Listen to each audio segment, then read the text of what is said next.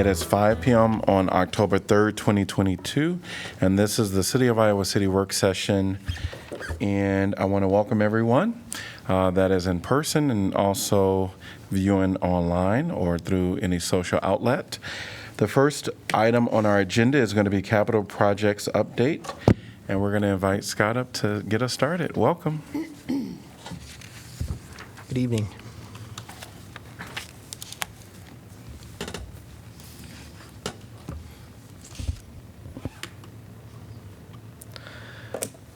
Good evening, Mayor and Council. My name is Scott Silvers, and I'm the Assistant City Engineer in the Engineering Division.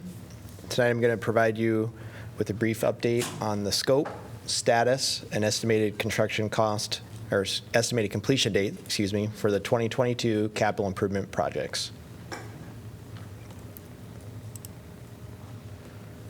The first project on the list is the American Legion Road Improvements Project. This project generally includes the complete reconstruction of American Legion Road from Scott Boulevard to Taft Avenue. More specifically, the project includes street pavement replacement, the addition of a single-lane roundabout at the Scott Boulevard intersection, sidewalks on both sides of the street, all new public utilities, and a pedestrian tunnel near Hoover School. Currently, the roundabout and street pavement from Scott Boulevard to the east of Arlington Drive is complete. We are anticipating that all work, with the exception of the Taft Avenue intersection and permanent seating along the entire corridor, to be finished yet this year, with final completion in the spring of 2023.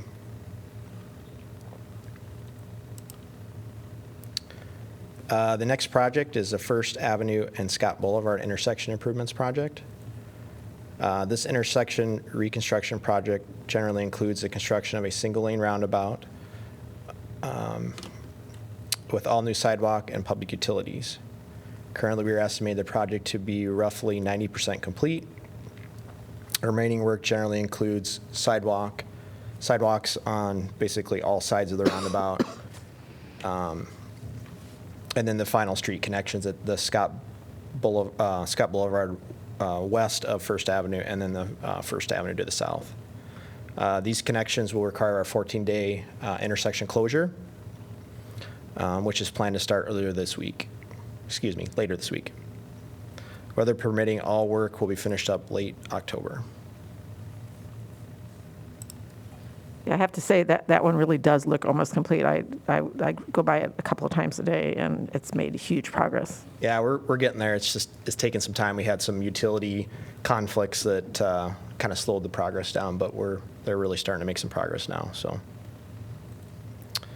that brings us to the 2022 asphalt resurfacing project. This project includes the resurfacing and ADA ramp replacements at Taylor Drive, Bancroft Drive, Crosby Lane, Rundell Street, Laura Muscatine Road, and Bloomington Street.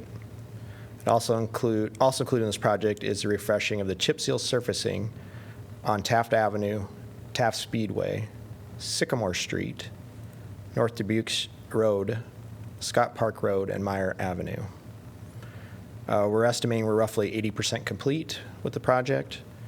Remaining streets to be resurfaced are Bancroft Drive and Crosby Lane. And these are currently under progress right now. Anticipated completion date for this project is mid to late November.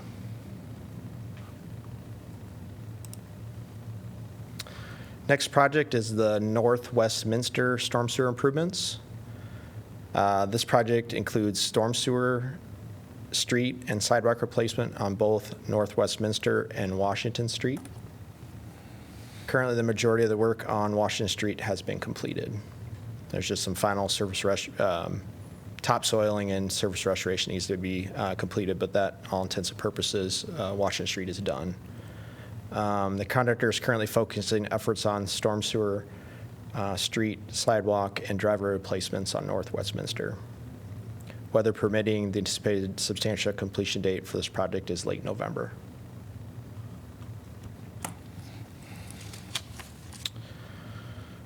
The Second Avenue Bridge replacement project includes the replacement of the bridge itself, sidewalk, trail, and driveways, as well as there's a portion of sidewalk infill on the east side of 2nd Avenue from the bridge to Bridge South to F Street.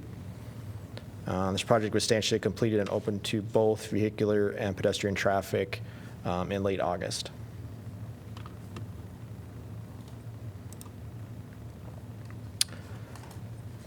Next project is the Melrose Avenue IWV improvements.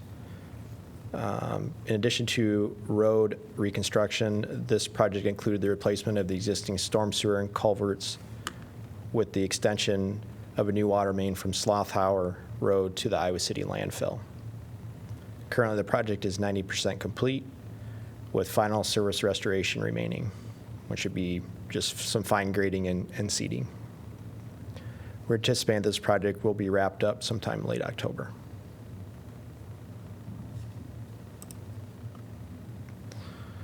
Rochester Avenue improvements. This project generally includes the reconstruction of Rochester Avenue from Ralston Creek to First Avenue. This is a multi-year project. Included in this project is street, sidewalk, and driver replacement, replacement of the traffic signals at First Avenue, and new storm sewer and water main. Weather permitting, the portion of the project between Ralston Creek and Rochester Court is anticipated to be complete late November. Completion of the overall project is planned for the spring of 2024.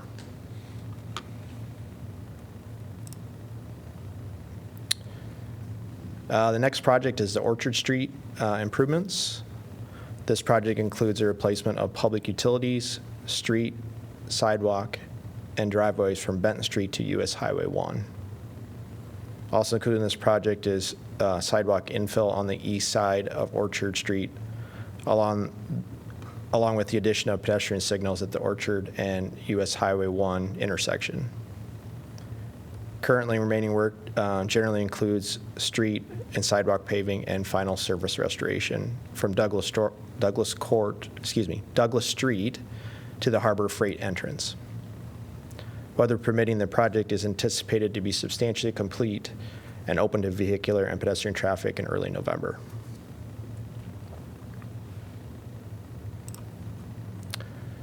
And then I guess in looking ahead, there are a few projects that we bid this year with flexible schedules that will likely not start until next year, or will start this year with the bulk of the work happening next year.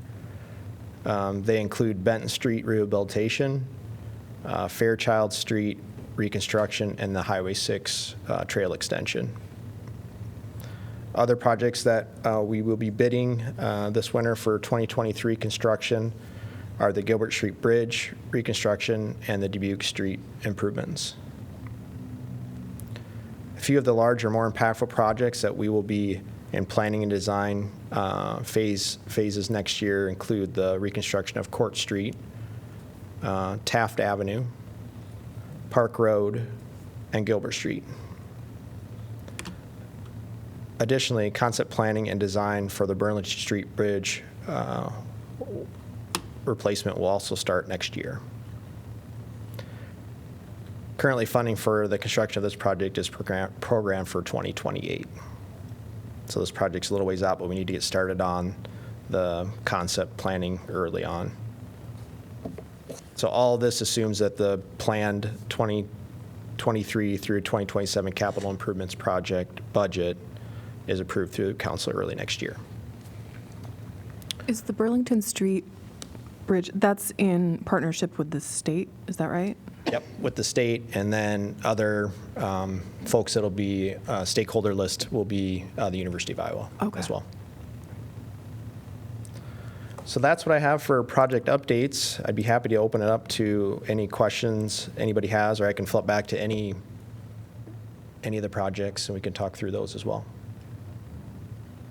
So on Rochester Street, the plan is to finish that piece and then reopen Rochester until the spring? Yep. So they'll be on hard surface through the winter. So all traffic control will be removed from the street. And maybe I did see the social media announcement about the closing of Scott and First.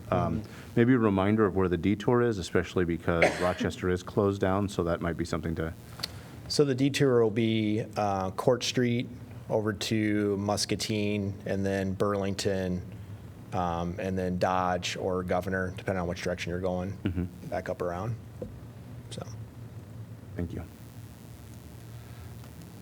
Have you run into any, like, real issues with any of these projects that have either pushed them back or that are like regular recurring issues, so that yeah, so one of the issues we've had on a number of our projects is just, well, there's a couple issues. One of them is just contractors are really busy right now, and so they're trying to jump from project to project, and that's caused quite a bit of delay on most of our projects. The other thing that we've been dealing with is private utility conflicts and getting private utility companies to move their facilities when they're in conflict with our proposed improvements within public right-of-way.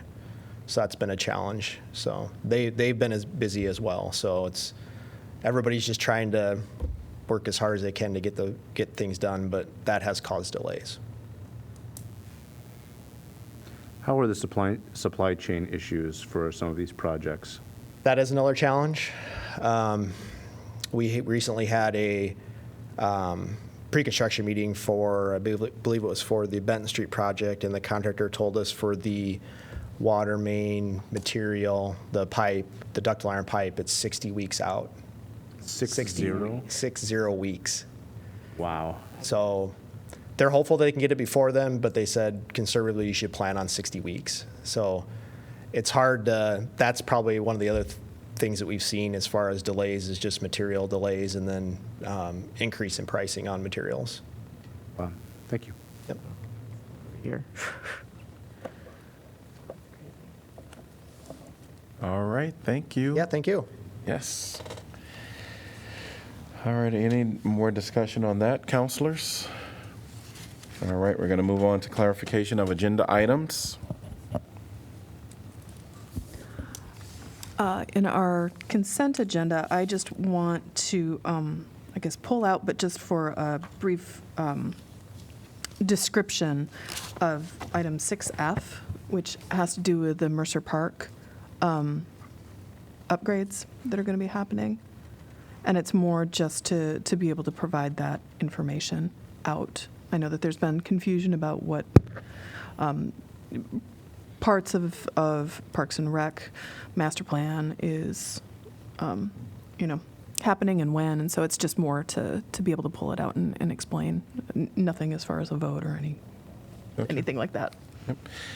I would recommend maybe two ways to do it. You can certainly, during council discussion, kind of highlight it, but I'm sure any of our staff would also be good at Julie talking Seidel about it. Johnson is here, and so would be able to offer clarification either now or then, whichever is your Do preference. you prefer, Or both?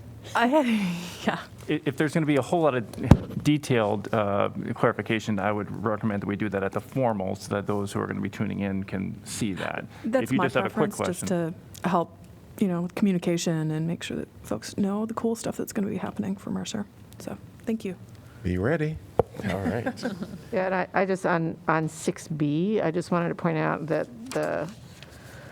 the city has used Carney and Appleby for some time, but they decided to rebid it as a lobbying firm in Des Moines. They decided to rebid it, and they got 3 bids, and they looked at them and decided they still should go with this firm, but they took a look to see if there was somebody else that they should consider, which is.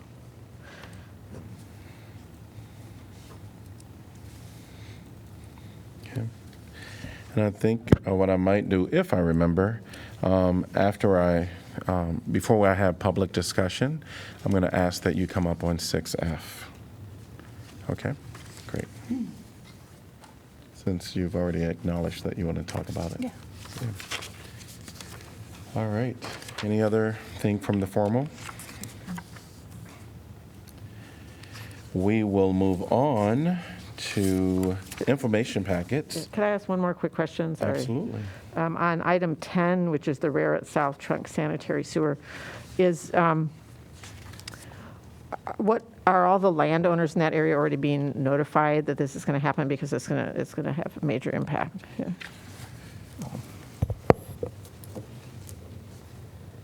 Yeah, we've been in close coordination with most of all the property owners, not only just on the Abbey Lane piece, but also west of 218. So everybody's very familiar with the project. Great, thank you. Yep.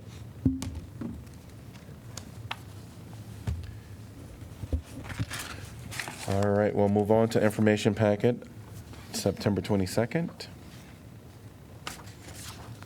We know that we have the Happy Hollow, that's in this information packet number 2, that we'll discuss. Before we go there, is there any other item from this packet? Okay. All right. So maybe I'll ask staff to just give us maybe a review if they desire on this one. Great. Hello and welcome. So the item refers to the small ball field at Happy Hollow Park. It was a skinned or agri-lime baseball field until about 2019. At that time, staff removed the agri-lime and made it a grass field similar to other t-ball fields throughout the community. That's the primary use of that field, is t-ball, with a few rentals throughout the summer. There was neighborhood interest in possibly changing that back, so we had Snyder and Associates come out and do another public meeting in the park. You have that information from that public meeting, and then it went to the Parks Commission, who recommended that it be held until we do the park renovations in a few years. The question is really a neighborhood level versus a system level question. The neighbors around Happy Hollow have a very strong interest in it returning to being a skinned baseball field. System-wide staff and use would point to it being adequate as it is as a grass field, and when we looked at equity and efficiency of staff time, staff recommendation would be to keep it that way. All right. Any questions for Julie? Thank you. All right. Now, I know that I was on council when this first came up, and I think I saw the date. It goes back to 2020 when we first had our discussion on this item.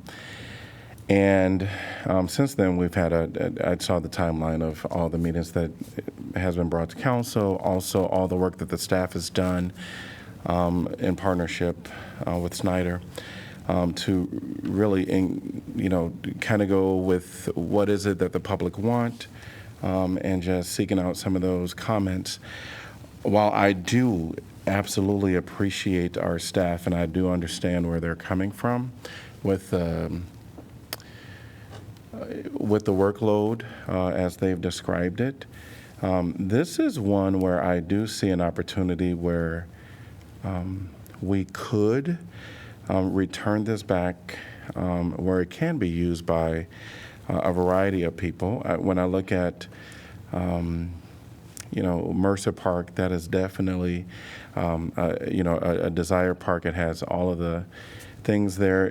And when you're talking about maintenance, it's all there. So I do understand the ease of it all.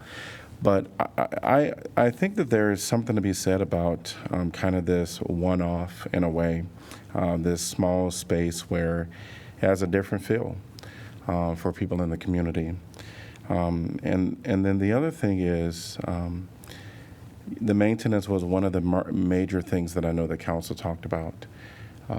How are we going to maintain this? And I do understand hauling stuff, and that's never any fun. But I am confident that, staff can figure out how to maintain it. The other thing that I might say is, I'm looking through the comments on, with some of the individuals that would like to see this return, there might be an appetite where staff can maybe even kind of joint efforts to maintain this park or this ball field. So I am more inclined to direct staff to return it, and just wanted to see what my fellow councilors have to say. Well, I will just add a couple of comments. One of them has to do with that systems aspect that Julie mentioned, because one thing that I've been working on over the last couple of months in terms of trying to understand this issue is sort of pull back and look at how cities typically address the question of ball fields.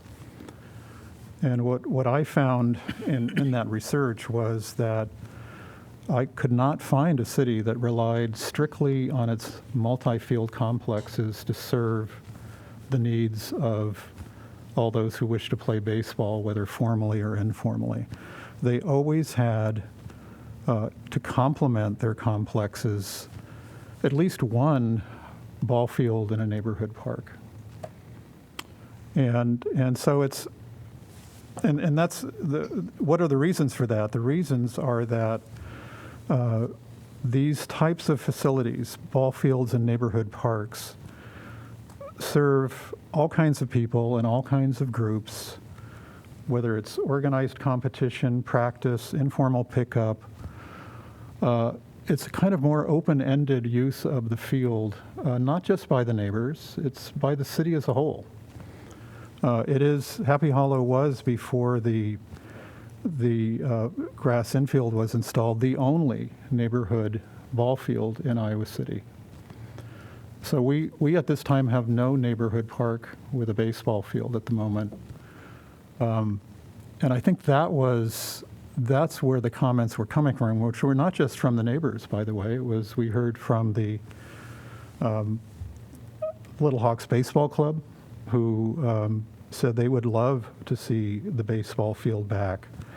And in fact, they seem to be kind of pinched between the Iowa City boys baseball teams and access to a place to play because of the competition for the fields at City Park. So that was one reason they were really keen on Happy Hollow, because they felt that they could use that field for their 6, 7, and 8-year-olds, and also that they felt it could serve as a practice field for the other teams. So that sort of speak to exactly the kinds of things that I was seeing being the purpose behind these fields. And the mayor mentioned the idea of the volunteerism. The Little Hawks felt so passionately about this. They said, "Look, we're interested in volunteering if we need to make this thing work." And what I've found is that too seems to be, there's precedent for that, even within the Iowa City metro area, in that the Iowa City Community School District has a couple of schools, elementary schools, Penn and Weber, where in their outdoor areas they have a skinned-in field and a soccer field configuration with nets installed. So they have the shared field concept, and at least at Weber, the field is maintained by volunteers. I didn't have a chance to check into Penn, but I suspect it's the same configuration. So I think a number of the issues that were raised in terms of staff's concerns about the added maintenance, I think there is potential for addressing it through volunteerism. And I think I would just finish by, I haven't really referenced the survey information. It was pretty compellingly oriented towards restoring the infield by the numbers, 25 in favor, 2 in favor of restoration, 2 in favor of status quo, and 11 that either were neutral or didn't answer. But one that really stuck out for me was David Hamilton, who is an English professor, retired English professor, and he spoke just lyrically and poetically about the Happy Hollow Park in general. He goes there every day and has for decades, so his poetic abilities, I think, were informed by his understanding of the place. And in terms of the ball field, what he said was, or of the field itself, "I'm glad that there is a soccer field and a ball diamond. No reason the two can't coexist. I'd love to see the infield brought back to the diamond. I'd sacrifice a bit of green for that. who wouldn't prefer to play where a grounder skips across a true infield? That's how you learn to field and throw. So he spoke in a kind of eloquent way about some of the comments we heard, which were not only the preference for playing on a skinned infield, but also the safety aspects of it. The ball is hit more truly on a skinned infield. You don't get the odd hops that you get on a grass infield, and that was noted by a number of people, including some of the folks from the Writers' Workshop. So for those reasons, in addition to the mayor's comments, I would suggest we bring the field back. I would also say the infield back.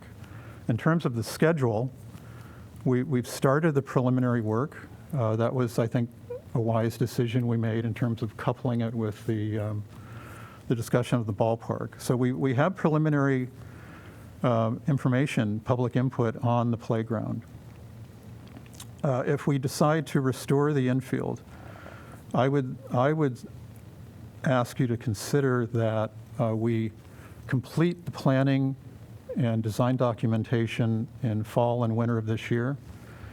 And if it's at all possible to implement next spring, which was when the project was originally scheduled until our last budget when it was pushed back a year. We could complete this project in 2023. And that would be the end phase of what started in 2016. So it's been a very long, multi-phased project. I think it would be nice now that if we have a direction to try to wrap it up next year and complete it. And I think with the work that we've done with the restroom and the shelter and the future playground, all the pieces are in place to serve in a way which would complement one another, with the field being an interesting piece in all of that. So, it could be something where people rent the shelter with perhaps a soccer emphasis for the ball field, or perhaps a ball use of the ball field, or maybe a mixed use kind of affair. But in any event, having all of those three elements, 4 if you include the playground, I think will make for a really very successful neighborhood park. So those are my thoughts. Thanks. I agree with Councilor Thomas and Mayor Teague also mentioned the timeline, that he mentioned a 2020 date, and John mentioned 2020, 21. And with all due respect to the Parks and Recs Commission talking about waiting till we look at the whole park plan, that's a long time to wait. So as John had mentioned, another 3, 4, 5 years before we would get this ball field back to its original design, which historically it sounds like it was used for more than just T-ball. And I kind of found it ironic, and you'd brought up the Mercer Park earlier item that's on our agenda. I found it ironic that was on our agenda at the same time we're talking about this, and we're talking thousands of dollars, and it mentioned implementing more of a playability to their fields, and that's exactly what we'd like to see here. And both the mayor and Council Taylor mentioned that these outside groups have volunteered to do maintenance, and so that takes away that whole cost issue. So I don't see any reason to sit on this very much longer. I'm just looking for a little bit of clarification, John, on the timeline. Are you proposing that the entire playground reconstruction be moved sooner? To, summer of 2023. Okay, which it's currently, we're not just talking about skinning the ball field then? It would be combined with the skinning of the ball field. So we would do the rest of the work to be done next summer. And I think the recommendation from Parks and Rec was to keep them combined, but keep it on the current timeline, which is 2024. 2024, yeah. And revisit this, the ball field at that time. And it seems we've done quite a bit of work here trying to get public input. I don't know that we need any more. And I think when we talked about this in June of this year, if I recall the input from Jeff correctly, it was, yes, we can move it up. We just need to figure out what we're trading out, right? Like, so what would drop off the sooner capital improvement project list in order to accommodate shifting this one up a year. Do you have thoughts on that? I don't, other than that this is in the scale of our 5-year CIP, a very small project. So I would think we could find it's less than $200,000. We could find the funding for that. Again, that would be my preferred approach, whether it's supply chain issues or funding issues, we need to stay with the 2024 scheme, so be it. But I do think they should be combined, partly because I do want to see the drainage issues, if there are any, addressed in the ball field area, because if you know Happy Hollow, there is standing water there in various locations, and when I see the contract for Mercer, drainage is issued as one of the scope items in that. So it did seem to me that if we restore the infield, let's be sure that the grades are correct so we don't have standing water there, just to be sure.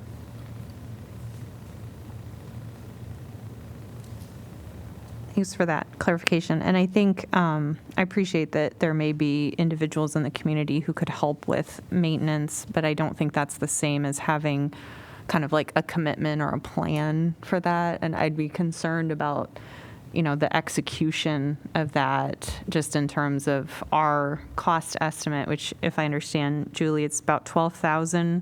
We had a memo that said $15,000. I think the most recent memo said $12,000 per year.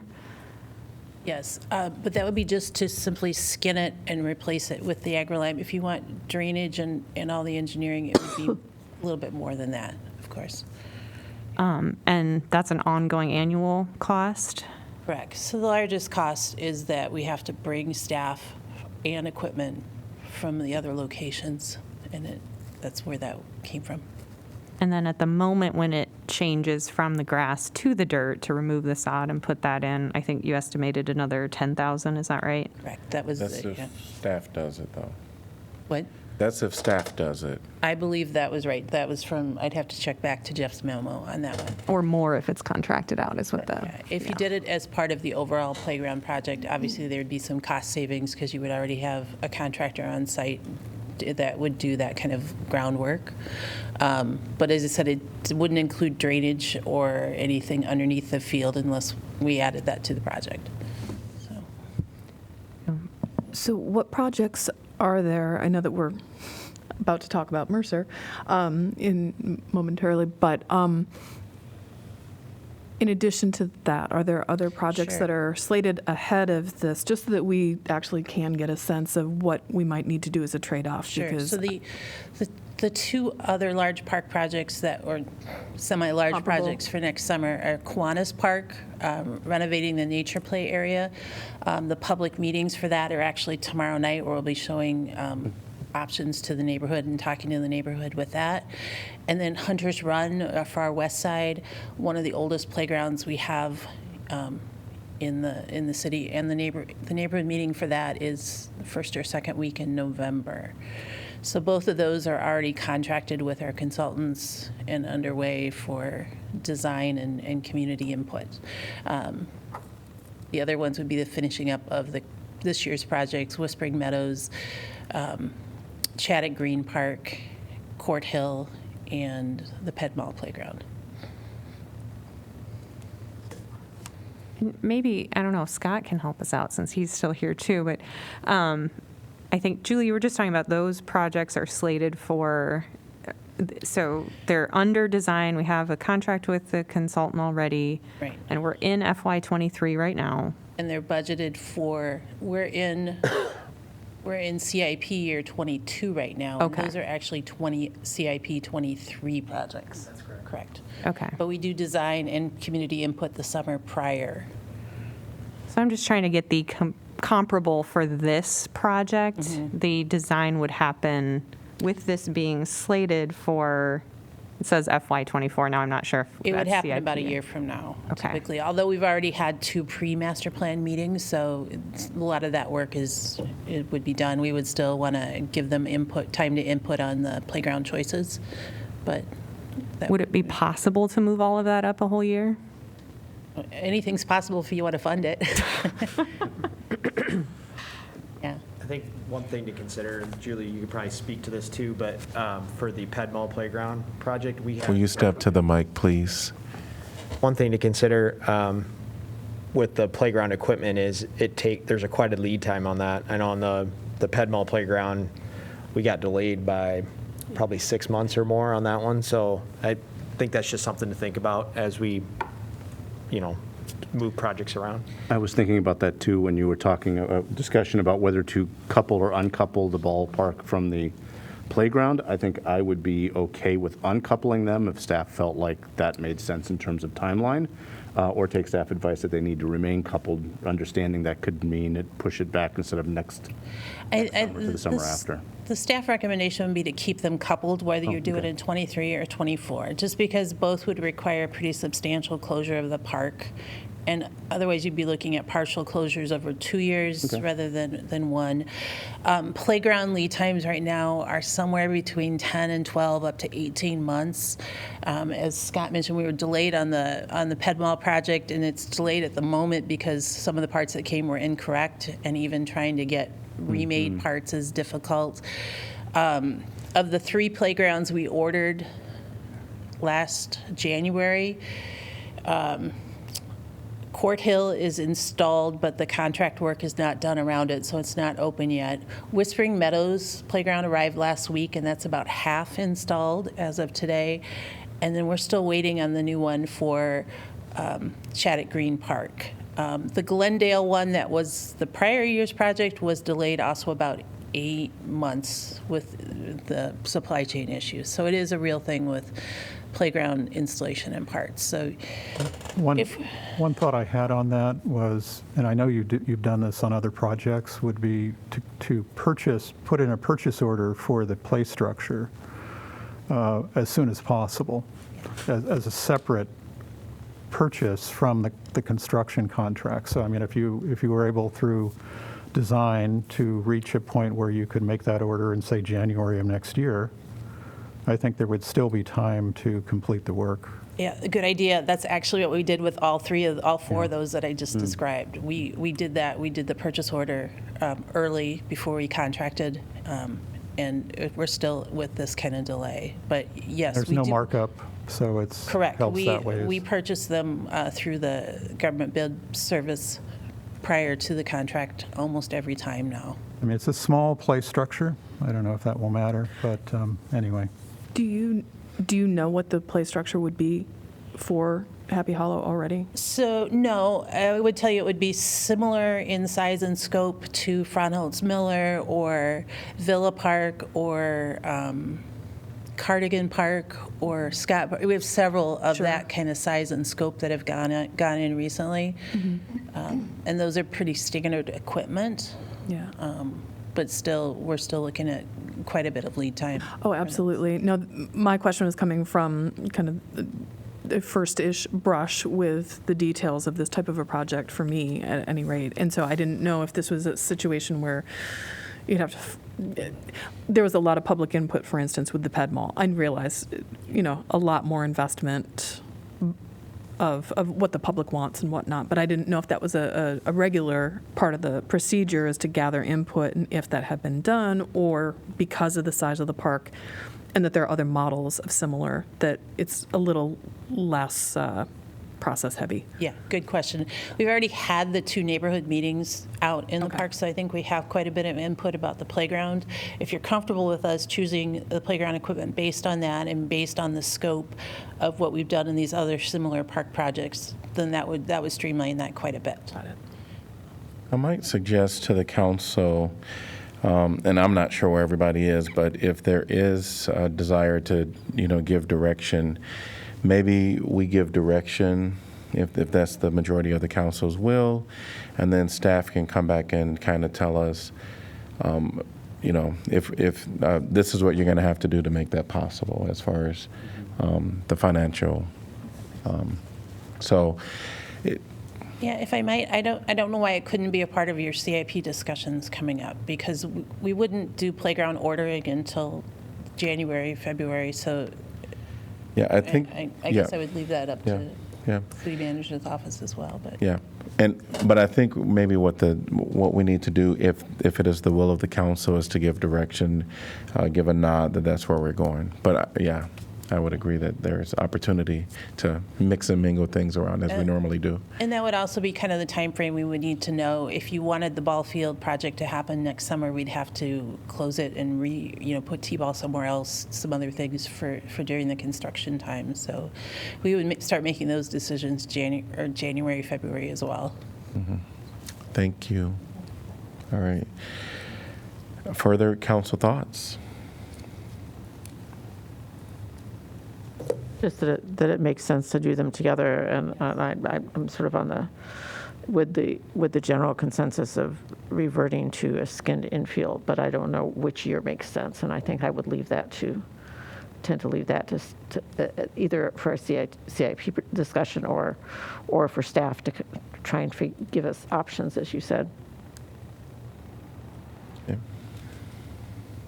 I'm in favor of also keeping it together and reverting, but I would definitely like to know sort of what we have to consider, because we've gone through so many different planning meetings about making sure that, that we're not overtaxing capacity. So I really do want to find out from staff, like, what would that look like if we wanted to move this forward? What would be the options? So. But I'm in favor of giving that direction. And you're in favor as well? Okay. Yes. Okay. I just want to clarify again. I'm sorry, because I'm trying to remember our conversation in June. I thought at that point we agreed to move up the public input, but keep the Happy Hollow on the CIP where it was. And now we're revisiting that decision to see what we would trade out for Happy Hollow to be moved up a year, yes? Is that what we're talking about? I think that, and there's been a lot of discussions. So my memory says that we were going to revisit it in 2 years. And then that meeting, we really didn't revisit it. We were waiting.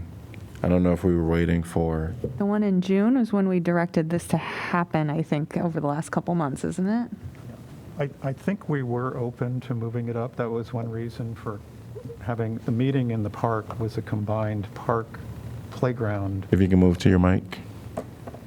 It was a combination in that at the meeting this past summer in the park, we combined preliminary planning for the playground. Okay, which is what Julie was just speaking to, Yeah, right. those meetings. Okay, thank you. So that was to try to Got it. lay the groundwork should we have the Want opportunity to move it up. Okay. Yeah, I just don't want to agree to move it up without having a decision on what we would trade out. So. Or what opportunities would be there, even if it wasn't a trade. Yeah, I mean, I'm going to assume we're not going to find more money between now and then, but if we Sure. do, then yes. Yeah, you never know. I don't mean to be flip. I just, No. Yeah. I'm going to assume it'll be a trade out, but Yeah. that I would like us to have that conversation of what of the same size would we be pushing back if we're moving this one up. And the other thing that I would throw out as we look at that is, I may no longer live on the west side, but I know that the playgrounds there are really few and far between, and I would not want to move Hunter's Run because it's in really sort of dodgy shape. Yeah, and I think we've got a recommendation to keep it on the 2024 timeline, so that's what I'd be inclined to do if we were deciding this evening, which it doesn't sound like we're doing. I think we're, signaling to staff that we want to have them, we want to revert, is what I heard the majority of council say. And we're going to couple them together and staff come back at some point with how we can with options of making that possible. Is that what you are hearing? All right. Okay. So if there's nothing else. Thank you. We will move on to, I don't want to cut anyone off. Anything else? All right. We will move on to the next item, which is our the info packet 929, September 29th, 2022. We do have a joint entities item on that meeting agenda, which was highlighted by our city clerk in a memo. Wanted to know about any topics of interest. This may be opening up a can of worms, so y'all can say no. But I was wondering about whether it would be appropriate to start a discussion or introduce the notion again about regional transit, since we talked about it during our strategic plan, and that only happens when talking with other entities. So I realize that, it's going to take a lot of work and a lot of our own political muscle, as we talked about. But it seems to me that that's a possible sort of opening gambit, is to just reintroduce the idea, if others are okay with that.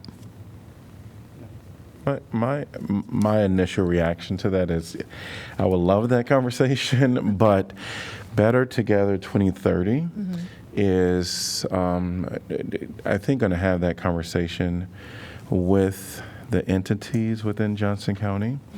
Right now, I think it might be in our best interest to talk to other elected officials, kind of one-on-one, and maybe have the discussions just to, just introduce personal thoughts on how to, how this could play out. And then maybe in conjunction a little bit with Better Together 2030, kind of get a little direction and guidance from them before we take it there, unless we were going to ask them, which we could. We have the opportunity to put this on there. Do you feel like you can lead us in a discussion? So maybe that would be the thing where we ask Better Together if they feel comfortable, and then if they're saying not now, then we can, But I like that idea. I'm ready for it. I am more than happy to, if we could put an ask to 2030 to have them kind of work through it, since this is, Better Together 2030 is, the conglomeration of all the different, regional areas. So it makes sense to me to make the ask, and I just think if they can lead us through that discussion or open it up as a conversation and put it on the table, I think that, why not? But I certainly agree with you also about the wisdom of, at the same time or in a parallel way to have, the personal conversations as well. But are people in agreement with us having the discussion with Better Together and seeing, Yes, and just following up on their lead? Yeah, and Okay. I think it could be pretty brief also, because I think in the conversations that we've had, and primarily, I've been talking around the MPO and looking at the Crandic corridor, but in a lot of those conversations last year and leading into this last spring, I think there's some threshold questions that we could kind of just say as a group, well, what does it take to actually have a transit authority, because that takes a certain threshold of population, and what would have to change if that's the route we wanted to go, versus agreements that we could have among government agencies to operate a transit system in our collective area, through 2080, that kind of thing. So I think it could be very simple, but just kind of say this is something we've identified as important. And I do also think the U of I hospital locating kind of in almost between entities is a huge piece of that we shouldn't look away from. I don't know, just to put you on the spot as our MPO chair, do you have any thoughts, Sean? I agree with you, and I always felt that the Crandic line was an opportunity for us to kind of model regional planning on a kind of case level, and begin to develop that sensibility through that project. I think, as you were saying, that North Liberty, Coralville, and Iowa City all have kind of different layouts and functions with their transit or lack of transit. So I think it's going to be a complicated conversation. So I think we need to be careful, and I like the idea of Better Together as being involved in the conversation. But I'm hopeful that our Crandic discussion will be fruitful. and lead to a better understanding of how regional transit not only is better from a transit standpoint, but it may be better from a land use standpoint. I think that's one of the most important lessons I hope we learn from this, is you can't separate them. Yeah. So, Councilor Thomas, I'll try and find and send you this most amazing public transit ad I've ever seen that was put together in Denmark. I sent it to Jeff. I'll send it to you. It'd be worth showing at the next meeting. It's fabulous. I have two proposed quick possible topics. One, to get the auditor's office to talk about voting, early voting, satellite offices and so forth, because that's 2 days before early voting starts. And two, to bring in, again, Johnson County Public Health to sort of talk about the various things going on, flu, COVID, monkeypox, and so forth, just a quick update. So I'm seeing heads nod. So it seemed like those two, when we go for the auditor's office for voting related, and then for our public health. I do want to give us at least 7 minutes of break before we start at 6 p.m. As I was hearing the conversation about Better Together 2030 and then the MPO, it almost seemed like we should probably ask both of them to maybe come and just do a little, maybe do a collaborative effort. Are people okay with that? I am. So we'll just ask them both. Sure. Anything else? We will, I don't say our USG students today, or representative. So we will adjourn for now, and we'll come back at 6 p.m. for our formal meeting.